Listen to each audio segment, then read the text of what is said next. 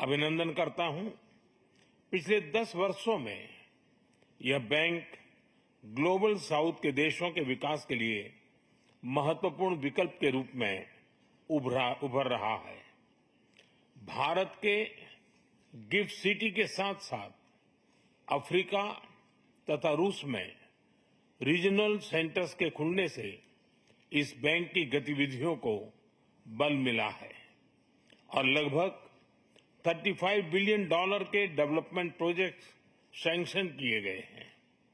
NDB को demand driven सिद्धांत पर काम करते रहना चाहिए और बैंक का विस्तार करते हुए long term financial sustainability, healthy credit rating और मार्केट एक्सेस सुनिश्चित करने पर प्राथमिकता रहनी चाहिए। फ्रेंड्स, नए स्वरूप में ब्रिक्स $30 ट्रिलियन से भी ज्यादा बड़ी इकोनॉमी है। हमारे आर्थिक सहयोग को बढ़ाने में ब्रिक्स बिजनेस काउंसिल और ब्रिक्स विमेन बिजनेस अलायंस की विशेष भूमिका रही है। इस वर्ष ब्रिक्स के अंदर WTO reforms, trade facilitation in agriculture, resilient supply chains, e commerce और स्पेशल इकोनॉमिक जोन को लेकर जो सहमति बनी है, उससे हमारे आर्थिक सहयोग को बल मिलेगा। इन सब पहलों के बीच हमें स्मॉल और मीडियम स्केल इंडस्ट्री के हितों पर भी फोकस करना चाहिए। मुझे खुशी है कि 2021 में भारत की अध्यक्षता के दौरान प्रस्तावित ब्रिक्स स्टार्टअप फोरम इस वर्ष लॉन्च किया जाएगा। भारत द्वारा दिया गया रेलवे रिसर्च नेटवर्क का इनिशिएटिव भी ब्रिक्स देशों के बीच लॉजिस्टिक्स और सप्लाई चेन कनेक्टिविटी बढ़ाने में अहम भूमिका निभा रहा है। इस साल ब्रिक्स देशों में यूनिडो के साथ मिलकर इंडस्ट्री 4.0 के लिए स्किल्ड वर्कफोर्स तैयार करने पर बनी सहमति बहुत ही महत्वपूर्ण है। 2022 में लॉन्च किया गया ब्रिक्स वैक्सीन R&D सेंटर सभी देशों की स्वास्थ्य सुरक्षा बढ़ाने में मदद कर रहा है। हमें डिजिटल हेल्थ में भारत का सफल अनुभव ब्रिक्स पार्टनर्स के साथ साझा करने में खुशी होगी। फ्रेंड्स, क्लाइमेट चेंज हमारी साझी प्राथमिकता का विषय रहा है। रूस की अध्यक्षता में BRICS open carbon market partnership के लिए बनी सहमति का स्वागत करता है।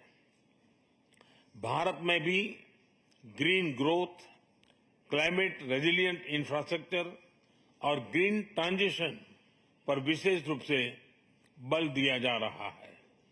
International solar alliance, coalition for disaster resilient infrastructure, mission life यानी लाइफस्टाइल फॉर एनवायरमेंट, एक पेड़ मां के नाम जैसे इनिशिएटिव लिए गए हैं।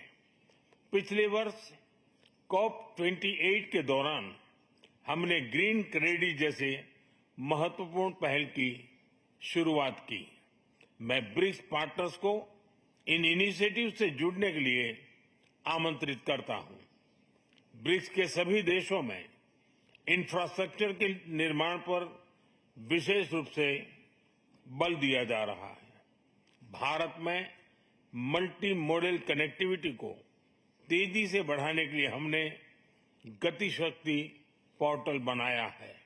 इससे इंफ्रास्ट्रक्चर विकास के लिए इंटीग्रेटेड प्लानिंग और इम्प्लीमेंटेशन में मदद मिली है और लॉजिस्टिक कॉस्ट कम हुई है। हमारे अनुभव आप सभी के साथ साझा करने में हमें खुशी होगी। फ्रेंड्स, ब्रिक्स देशों के बीच फाइनेंशियल इंटीग्रेशन बढ़ाने के लिए प्रयासों का हम स्वागत करते हैं। लोकल करेंसीज में व्यापार और सुगम रूप से क्रॉस बॉर्डर पेमेंट्स से हमारा आर्थिक सहयोग सुदृढ़ होगा। भारत द्वारा बनाया गया यूनिफाइड पेमेंट्स इंटरफेस यानी यूपीआई भारत की एक बहुत बड़ी सक्सेस स्टोरी है। इसे कई देशों में अपनाया गया है। पिछले वर्ष हिज हाइनेस शेख मोहम्मद के साथ मिलकर हमने इसे यूएई में भी लॉन्च किया। अन्य ब्रिक्स देशों के साथ भी इसमें सहयोग किया जा सकता है। फ्रेंड्स, भारत ब्रिक्स के अंतर्गत सहयोग बढ़ाने के लिए पूरी तरह से प्रतिबद्ध है। हमारी विविधता और मल्टीपोलरिटी में हमारा दृढ़ विश्वास हमारी ताकत है। हमारी यही ताकत और मानवता में साझा विश्वास हमारी भावी पीढ़ी के समृद्ध और सशक्त भविष्य को सार्थक रूप देने में सहयोग होगा। आज की बहुत ही महत्वपूर्ण एवं उपयोगी चर्चाओं के लिए मैं सभी का आभार व्यक्त करता हूं। ब्रिक्स के अगले अध्यक्ष के रूप में मैं राष्ट्रपति लूला को हार्दिक शुभकामनाएं देता हूं। भारत आपकी ब्रिक्स अध्यक्षता की सफलता के लिए अपना पूरा सहयोग देगा। एक बार फिर राष्ट्रपति पुतिन और सभी लीडर्स का बहुत बहुत धन्यवाद। Спасибо большое. 16वें ब्रिक्स सम्मेलन में प्रधानमंत्री नरेंद्र मोदी ने अपने संबोधन में भारत के सिद्धांत को सामने रखते हुए उन्होंने तमाम उन बातों को कहा जिसमें भारत ने विकास के रास्ते में कई उपलब्धियां हासिल की हैं, उन्हें सामने रखा। उन्होंने कहा कि मानवता में साझा विश्वास